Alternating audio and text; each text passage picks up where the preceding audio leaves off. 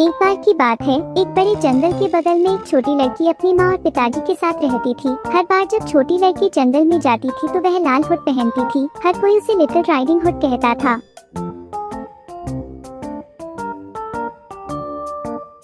एक दिन उसकी माँ ने केक बनाया था। केक रेड राइडिंग हुड की दादी के लिए था। हुड की दादी जंगल की दूसरी ओर रहती थी। रेड राइडिंग हुड की माँ ने उसे केक दादी के पास ले जाने के लिए कहा था।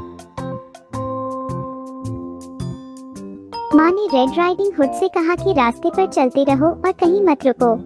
उसने उससे कहा कि वह अजनबियों से बात न करे। माँ और रेड राइडिंग हुड एक दूसरे को अलविदा कहते हैं।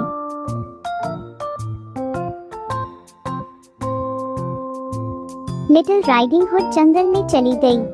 उसकी बांग पर टोकरी थी जिसके अंदर केक था। एक दुष्ट भेड़िया उसे देख रहा था।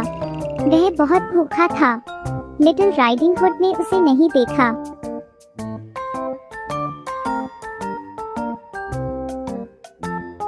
वह रेड राइडिंग हुड के पास आया। भेड़िए ने दोस्ताना व्यवहार करने की कोशिश की। उसने रेड राइडिंग हुड से पूछा कि वह कहाँ जा रही है। उसने उसे बताया। उसने उससे कहा कि वह जंगल के दूसरी ओर अपनी दादी से मिलने जा रही है। बड़े भेड़िए ने रेड राइडिंग हुड को बताया उसे दादी के लिए कुछ फूल चुनने चाहिए। जैसे ही रेड राइडिंग हुड फूल चुन रही थी, भेड़िया भाग गया। वह रेड राइडिंग हुड से पहले दादी के घर जाना चाहता था।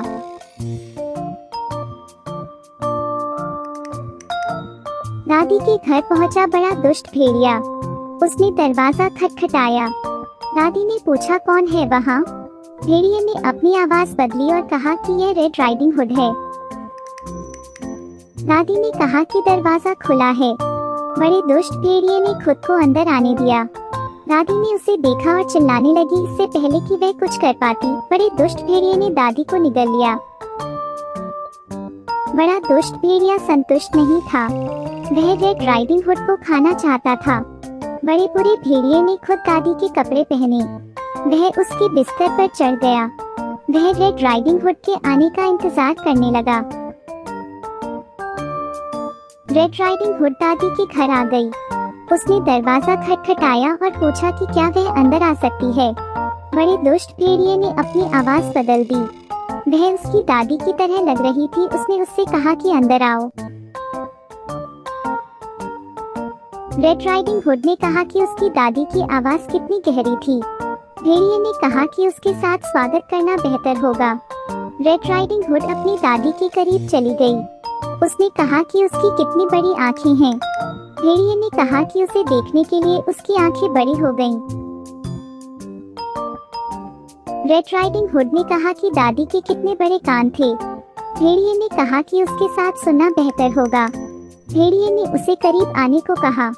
रेड राइडिंग हुड ने कहा कि उसके कितने बड़े दांत हैं। भेड़िए ने उससे कहा कि उनके साथ उसे खाना बेहतर है। भेड़िया बिस्तर से बाहर कूद गया। रेड राइडिंग हुड चिल्लाई। रेड राइडिंग हुड घर से भाग गई। बड़े बुरे भेड़िए ने उसका पीछा किया। उसने एक लकड़हारे को देखा। रेड राइडिंग हुड ने उसे बताया कि भेड़िए ने उसकी दादी को खा लिया है।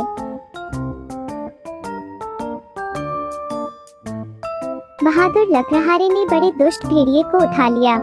उसने उसे हिलाया और दादी बाहर आ गईं। वह हिल गई थी लेकिन सुरक्षित और ठीक थी।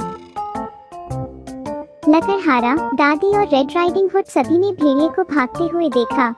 वे अब खुश थे। बड़ा दुष्ट भेड़िया दुम दबाकर भाग गया था। रेड राइडिंग हुड और उसकी दादी ने लकड़हारे को धन्यवाद दिया। लिटिल रेड राइडिंग हुड ने अपनी दादी और लकड़हारे को बताया कि उसने एक सबक सीखा है। वह हमेशा अपनी माँ के निर्देशों का पालन करेगी और कभी भी अजनबियों से बात नहीं करेगी। इस कहानी से हमें सीख मिलती है कि हमेशा अपने माता पिता की आज्ञा का पालन करें, कभी भी अजनबियों से बात न करें। मित्रतापूर्ण अजनबी भी बुरे इरादे रख सकते हैं।